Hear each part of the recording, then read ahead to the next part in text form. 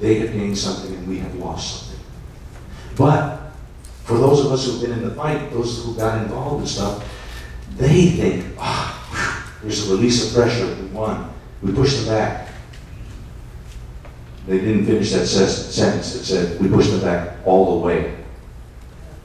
But the conflict is gone, it's over. We, pick up our boxes and our material, and we go home and turn on the TV and enjoy our families and enjoy our church and that kind of stuff. Lenin's hammer. If you never understand the whole issue of dialectics, think of Lenin's hammer. Lenin said that when using a hammer, moving the hammer back is every bit as important as moving it forward. That's a part of their methodology. So knowing when they strike, sometimes they have to pull back in order to be able to strike again. Most Americans will accept compromise in order to avoid confrontation. Does that sound familiar? We'll compromise. When the left backs off, a sigh of relief is usually heard from us, the traditionalists. Unfortunately, the most timid dictate how much we lose. Wanting to end the conflict and in hopes of maintaining some of the status quo, they cave in with, we can live with that. How many times have we heard that from our Congress? From our Republican leaders in Congress, in both the House and the Senate, when they were there under President Bush, even from President Bush. Those who really aren't conservatives. And I got a Christmas card from President Bush for helping him win elections and stuff like that. So there are a lot of great things that he did, but in reality, they weren't communists. They were just, how can I put it? Our weakest link is always going to be our rhinos, because they're the ones that are going to cave in first. They're the ones who are finally going to say, it's the Olympia Snows of the world, and who are going to say, okay, that's it. We'll accept that. They're sitting at the table, and that's the old John Wayne movie with the shootist, where he's J.B. Brooks, and he's there with the black owner of the stable, and they're haggling, and he's putting money, to pay for his to buy his horse or to sell his horse, and it's like, kind of, he was fun with him, and just to end the haggling, because haggling is always kind of a touchy thing. He says, that's good enough, that's okay. Oh, I won the haggle, Well, when you do that with rights, we will always lose. Okay? So we're only as strong as our weakest link, and unfortunately some of our weakest links are, well, feel free to express yourself. You won't offend me. The liberals accept the compromise, having gained some ground, not all that they ultimately wanted, but more than they had before the confrontation began. Once the compromise takes place, the status quo side happily retires from the fight, slightly disgruntled over the loss of territory, but relieved that the conflict is over. We go home and we have a picnic. You know what? We don't have to go hold signs in the corner this week, or we don't have to go protest in front of this office. Oh, I don't have to write any more letters to members of the legislature or make any more phone calls. I get to just enjoy life and turn on American Chopper and watch them fight, So it's a relief. The left, with more recruits in their ranks and a foothold gained, patiently await the opportune time to start anew with more demands for more territory. This has been referred to as the salami technique, one slice at a time until the whole loaf is consumed. That's what they do to us. That's what they expect us to do. They expect us to have a fight, push back. They get to the point to where they can be hurt. They take a small step back. We go, we won. But they've gained a little slice.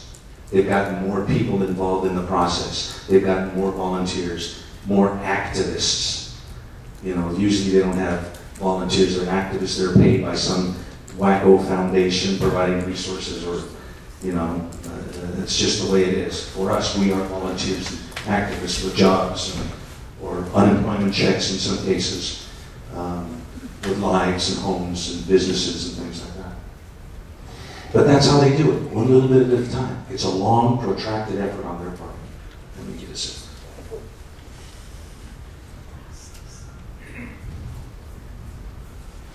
This is the way socialism has been infused within the body politic of America, one slice at a time, forward, then backward motion.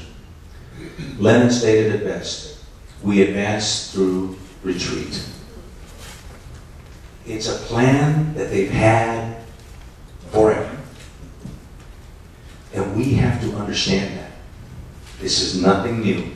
This is actually taught to school kids in socialist and communist countries. It's called dialectic scientific materialism. It's an actual technique and a process and a part of the history that is taught to children in grade schools.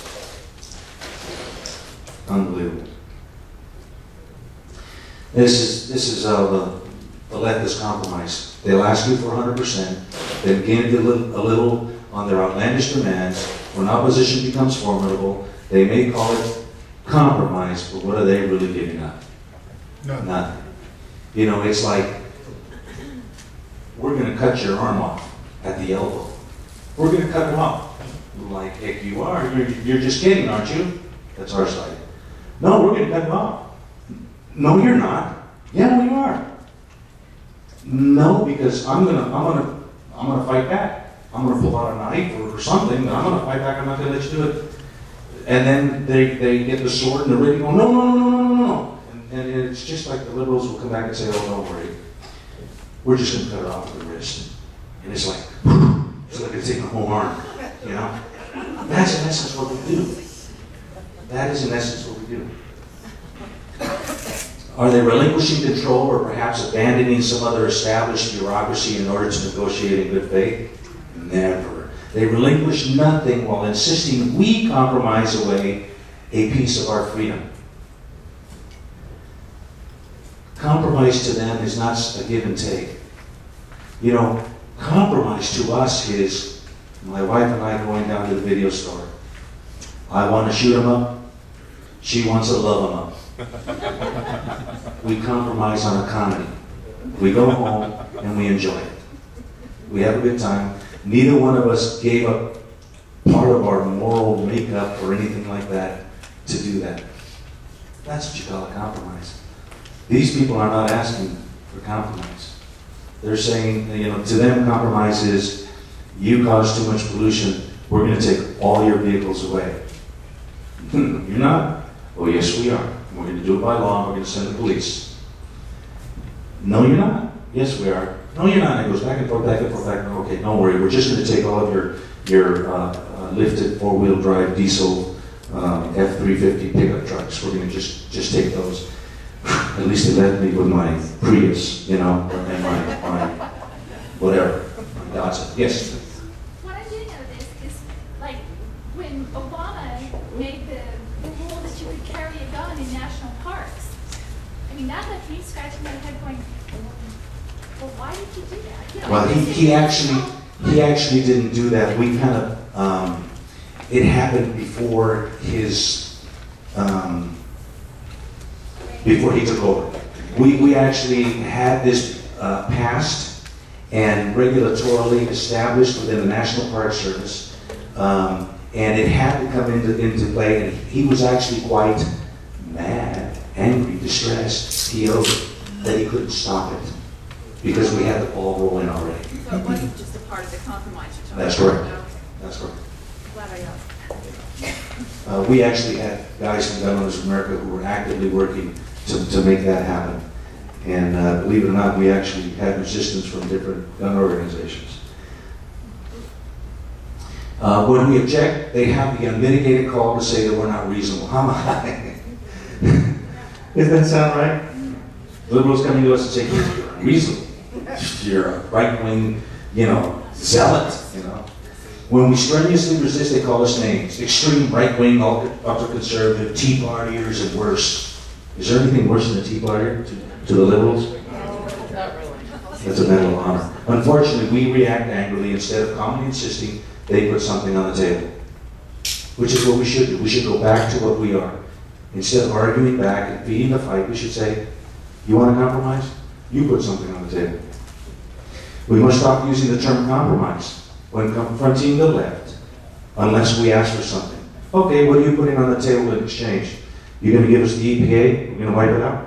How about housing and urban development? OSHA, BATF. How about getting rid of the NEA? Okay, that's a compromise. That's a compromise where they're giving a massive structure away to the massive rights they're taking away from us. Okay, but in actuality, you hear it say everywhere. You listen to the radio, you listen to all the most astute of the political pundits on talk radio. Compromise, or politics is the art of compromise. I'm here to tell you that's a bunch of sheep dip. Compromise or politics is the art of victory in the political arena. Okay? Compromise is something when you come to the middle on something that doesn't take away one side's rights or the other. The traditional is asked to compromise one small step at a time. There can be no compromises with the left. We are ideologically at opposite ends of the spectrum with no arbitration possible. That's what we have to understand. There is no middle ground with these people. They believe black, and we believe white. Okay? Either they win or we do. They'll run the government or we will. That's the only choice open to either of us. They know it, shouldn't we? That's why they've worked so hard to get control of the government. We had a chance and we blew it. We blew it. Lord willing, and because of what you folks are doing, all of us together, things will be different. You can never, water and fire will never coexist in the same space. Okay? They are at one end, we are at the other. Yes, sir. I know such a practice is a lot in land closures. They come in, they take some, they give some back, and the next time they back around and take more again. It just goes on and on and on. Absolutely. You're absolutely correct with land closures. First they'll come in and they'll put some restrictions on what you can do with your land. And then they'll take it away. And then they'll give you a little bit back. But then they'll give you rules as to what you can do with your own land, to the point to where it's not really your own land. And sometimes you can't even go on your own land. And it's that piece by piece by piece that they go after. You're absolutely correct. So the bottom line is there is no compromise. Yes, sir. When you say we blew it, what are you referring to? 1994? When America or something? No, actually the contract with America was a brilliant thing that was a ground-up swell. Exactly what the Tea Parties are doing. It was a rising of America. Some people caught on to this concept of honesty and truth and a solid line. And people got on board and they started to support that. They supported people to run for office. Then we got into office. And we, unfortunately, which is one of the lessons that we'll learn, didn't keep our guys' feet to the fire.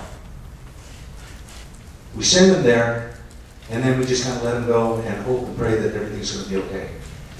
Well, freedom is it takes a lot more work than that. Yep. And they got used to everything that went on over there, and they began to spend, and they liked everybody calling them, yes, Senator, yes, Congressman, yes, Your Highness, yes, Your Honorable Worshipness, and you know, and they never tell a funny joke, you know, no matter once they're up there, and they like that. And that's what we blew, because we did not keep their feet to the fire. And I'm here to tell you that because of what the Tea Parties are doing, there are going to be a lot of feet stuck to the fire, and they're going to be feeling the heat the whole time they're there. Yes, sir. Could you elaborate a little bit on what is the ultimate goal, the ultimate motivation of the liberal? Why are they doing it? I mean, if they're going to slice it, it's a long That's a very, very good question, and it really is a question that is, an answer that is difficult.